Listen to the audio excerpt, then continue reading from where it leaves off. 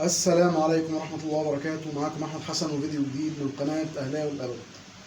مبروك للنادي الأهلي، فاز النهاردة على اللقيط 3-2 في مباراة ماراثونية، حاجة كده ريمونتادا من الخيال، شغل فاخر من الآخر. الأهلي النهاردة قدم أروع مبارياته في كل حاجة. النهاردة النينجا حسين الشحات كان في قمة مستواه. في ناس زعلانين منها في الأهلي يعني مش هنخبي، بس النهارده في المجمل كسبنا. بقى عندنا دلوقتي انا شخصيا كمشجع للنادي الاهلي عندي ان انا اكسب بيراميدز واكسبه ما اتغلبش منه، ولا اني اتغلب من الزمالك مثلا، تخيل.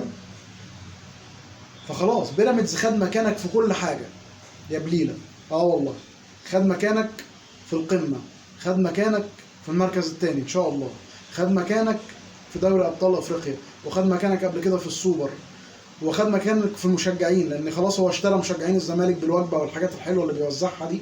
فخلاص انا اتفائلت، يعني من امبارح انا متفائل تفاؤل رهيب، من ساعه ما ابتديت اشوف صفحات الزمالك كلها هتشجع بيراميدز، وعفت نصار والهجاص وبسيوني وجمالات والناس الحلوه دي كلهم هيشجعوا بيراميدز. انا اتفائلت بصراحه، قلت لو في الدقيقه 95 هنجيب جون ان شاء الله ونكسب.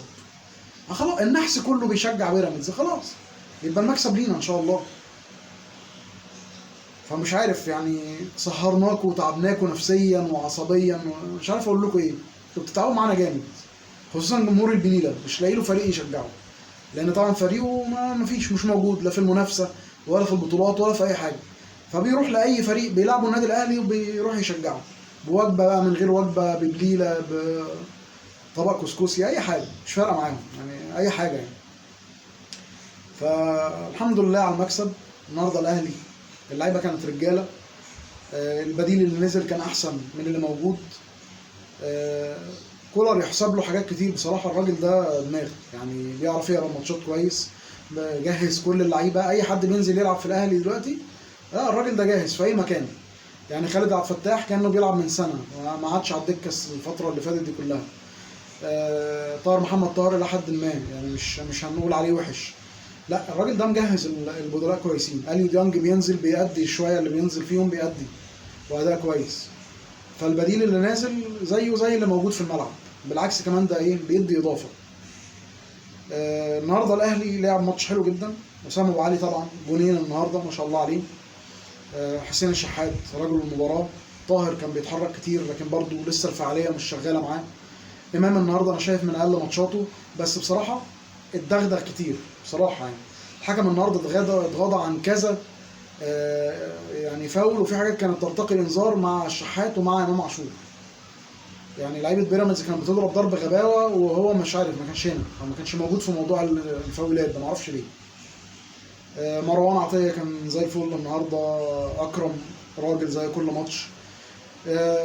الدفاع النهارده ما كانش قد كده عشان نكون صراحه. يعني الاربعه اللي في الدفاع النهارده في حاجه غلط.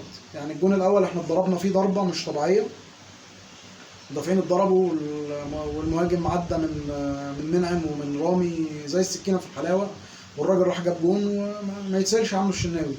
الجون الثاني بقى يتسال عنه الشناوي مليون في الميه.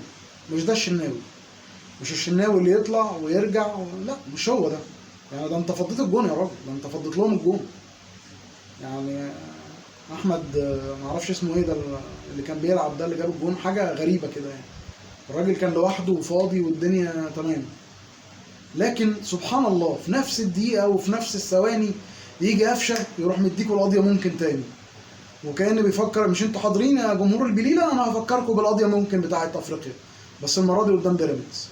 ينزل قفشه جري، اول ما نزل قفشه كده جت الكاميرا عليه، انا لقيته بيجري جري انا ما شفتوش بيجريها قبل كده.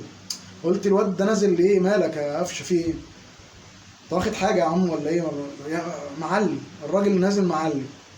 قلت بس هينزل يفرتكهم. سبحان الله قفشه يا دوبك الكره اتعرضت له الراجل حطها ولف الجاتوه. معلم قفشه ده بتاع اللحظات السعيده الاهلاويه، احنا بنتفائل بيك يا قفشه، بنحبك يا قفشه بجد.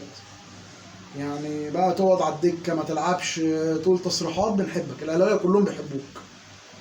يا ده ناديك القديم يا اخي، طب فين العشره؟ فين الدولارات؟ في الراجل ده ما بيسميش على حد، نزل قدام فريقه القديم وراح لاببهم الجون ايه وقال لهم يلا بالشفا، خدتوا الجون بالشفا، اشوفكم على خير. فالاهلي كده في التمام. ناخد بقى الكام ماتش اللي جايين ونقابل بيراميدز تاني نلسعه بقى، بس المره دي نلسعه لسعه حلوه بقى. يعني المره الجايه ان شاء الله هو بعد الماتش ده ايه هتلاقيه في الرعب. احمد حسام بيدو ده طلع قال لك ده الاهلاويه بيترعبوا في يوم ماتش بيراميدز وركبهم بتخبط، بيتكلموا كلام غريب. فالحمد لله على نعمه الاهلي، الحمد لله على جمهور الاهلي العظيم اللي كان النهارده بيهتف في المدرجات ومالي الدنيا كلها قدام جمهور الجرير الناحيه الثانيه اللي جاي بالوجبه وجاي ما عارفين جاي بايه. فاتمنى الفوز للنادي الاهلي الفتره الجايه في كل الماتشات ويفرحنا دايما، والدوري باذن الله ال 44 باذن الله باذن الله في النادي الاهلي. اشوفكم على خير في فيديو جديد مع اهلاوي الابد. السلام عليكم.